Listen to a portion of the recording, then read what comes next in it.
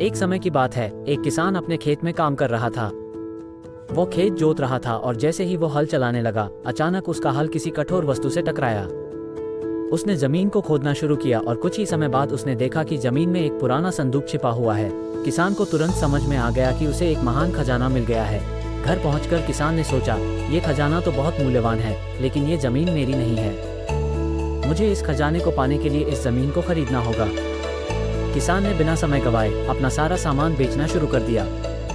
उसने सब कुछ बेच दिया और उन पैसों से उस जमीन को खरीद लिया जहां खजाना छिपा हुआ था। यीशु ने इस दृष्टांत को सुनाते हुए कहा, परमेश्वर का राज्य भी इसी तरह है। जब कोई व्यक्ति इसे पाता है तो वह उसकी अनमोलता को समझकर अपनी सारी चीजों को त्याग कर इसे प्राप्त करने के लिए सब कुछ करता है। इस दृष्टांत का संदेश ये है कि परमेश्वर का राज्य सबसे मूल्यवान है और इसे पाने के लिए हमें अपनी सभी सांसारिक इच्छाओं और संपत्तियों को त्यागने के लिए तैयार रहना चाहिए।